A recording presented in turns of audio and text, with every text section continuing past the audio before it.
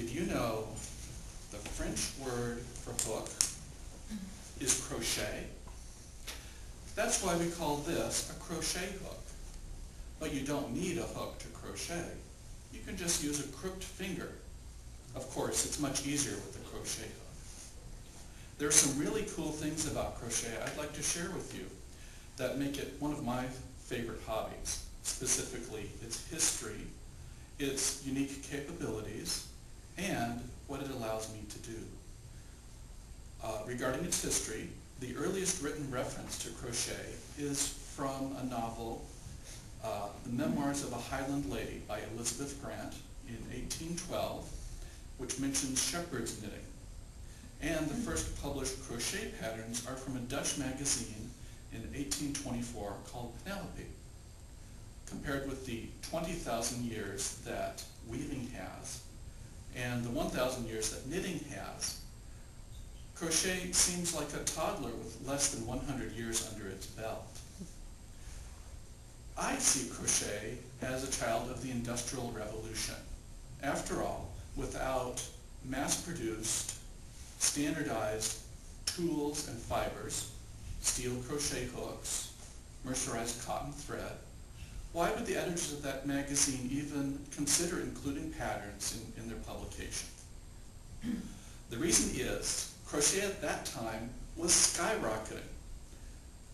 Crochet lace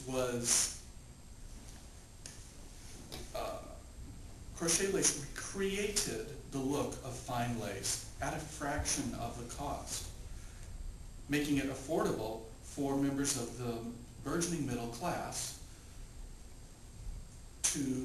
making it affordable for the burgeoning middle class. It's like buying a bag at Target, a Louis Vuitton bag, at a fraction of the cost.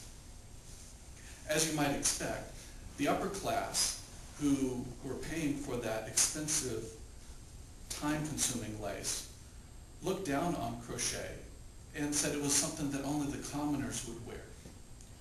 So this may be one reason that crochet is considered the underdog of the needle arts. Of course, attitudes towards crochet changed during the mid-1800s. First, it became known that workers of crochet, of lace, even crocheted lace, had working conditions that were so deplorable that they had to turn tricks to be able to make a living.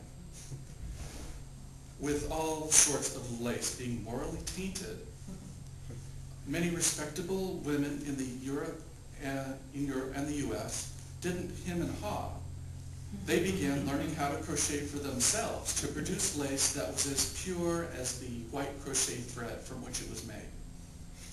Second, to support the Irish who survived the potato famine, 1845-1852, many people in the Europe and US began buying Irish-made crochet lace. Ursuline nuns from France traveled to different counties in Ireland to teach crochet and how to create lace. Each county in Ireland had their own unique style. It was very beautiful, and so this cottage industry evolved. Even Queen Victoria of England bought and wore Irish-made crochet lace and learned how to crochet for herself. So this Irish-made crochet lace was very beautiful, and it was considered a charitable act to buy it. So the industry thrived. Growing up through the Victorian and Edwardian ages, surviving the modern and postmodern eras, now in the 21st century, we're seeing a resurgence in crochet as people from all walks of life pick up their crochet hooks and make wonderful things.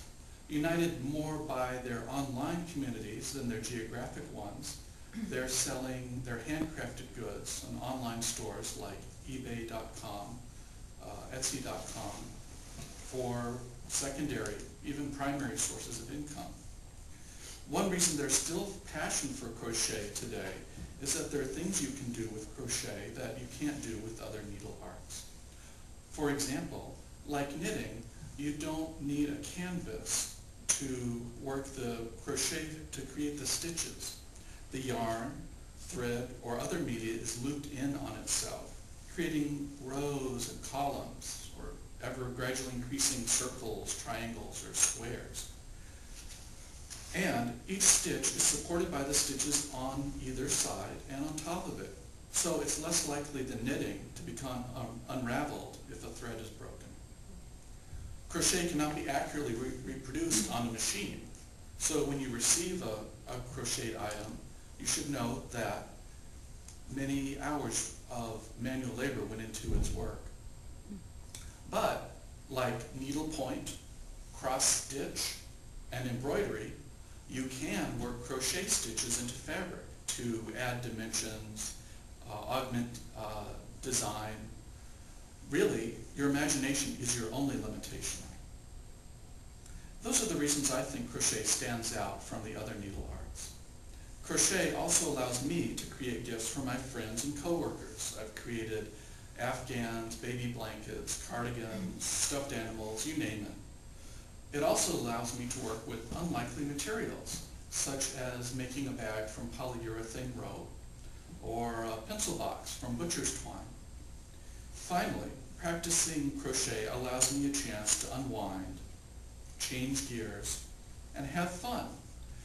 It's a relaxing pastime. Sometimes I follow a pattern and I have a goal in mind. Other times I just pick up a hook and some yarn, start stitching, and see where it takes me. So I think you'll agree there's more to crochet than you might think. While it might be the new kid on the block, there are so many things that set it apart from knitting, needlepoint, and embroidery.